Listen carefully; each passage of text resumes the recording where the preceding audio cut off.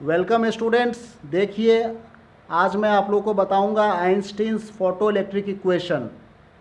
Einstein साहब ने एक फोटो इलेक्ट्रिक इक्वेशन बताए थे। ये पार्टिकल नेचर ऑफ लाइट, उन्होंने ये भी बताया था कि लाइट जो है वो पार्टिकल नेचर का होता है। क्वांटम पार्टिकल मतलब क्वांटम लाइक नेचर। ठीक है, लाइट के दो नेचर होते हैं, एक तो उसका वेव लाइक नेचर है ही, दूसरा उसका पार्टिकल लाइक नेचर भी होता है। मतलब वो फोटोन से बना हुआ है। फोटोन क्या है? पार्टिकल है। ठीक है, तो उन्होंने एक इक्वेशन दिया था फोटो इलेक्ट्रिक इक्वेशन। यहाँ पर देखिए, ये एक मेटल सरफेस है, इसके ऊपर लाइट फॉल हो रही है। लाइट मतलब फोटो, ठीक है ना, जो कि फोटोन से बना हुआ है। तो इलेक्ट्रॉन का इमिशन हो रहा है, इलेक्ट्रॉन यहाँ से इमिट हो रहे हैं, तो इसी को कहते हैं फोटो इलेक्ट्रिक इफेक्ट। और इन्होंने एक इक्वेशन दिया था, जिस इक्वेशन यहाँ पे आप देख रहे हैं, half m v square equal to h nu minus nu naught. ठीक है, तो ये इक्वेशन आया कहाँ से, ये अभी हम लोग देखेंगे, इसे सॉल्व करेंगे। तो देखिए क्या कह रहा है। According to Einstein, when photon of energy h nu falls on a metal surface, the energy of photon is absorbed by the free electron in the metal. This absorbed energy h nu is utilized in the two ways.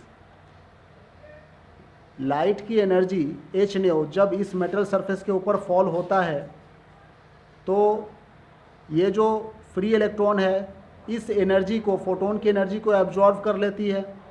और इस absorb energy को हम लोग दो भागों में divide करते हैं। फर्स्ट पार्ट ऑफ एनर्जी जो है वो इलेक्ट्रॉन जो कि बॉन्ड स्ट्रक्चर में है, तो उस सरफेस बैरियर को ओवरकम करके और वो फ्री हो जाता है। फर्स्ट पार्ट ऑफ एनर्जी उस इलेक्ट्रॉन को बॉन्ड स्ट्रक्चर से फ्री करने के काम में लगाया जाता है। उसी एनर्जी को हम लोग कहते हैं work function of the metal. और सेकेंड पार्ट उसका जो है वो हम लोग इसमें काइनेटिक एनर्जी देते हैं, ताकि electron half m v square मतलब वी वेलोसिटी से ये मूव कर सके। ठीक है, तो आप देख रहे हैं the remaining part of energy is used in giving the velocity of the emitted photo electrons.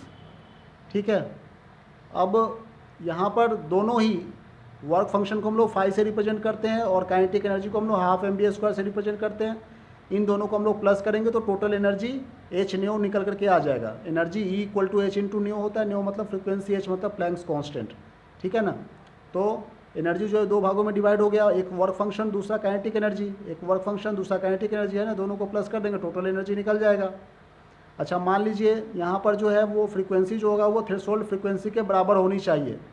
Threshold frequency कहने का क्या मतलब है कि एक मिनिमम फ्रीक्वेंसी, जिस फ्रीक्वेंसी पर इलेक्ट्रॉन का इमिशन होना स्टार्ट हो जाए, वो एक मिनिमम फ्रीक्वेंसी ऑफ लाइट इसके ऊपर फॉल करवाना ही पड़ेगा।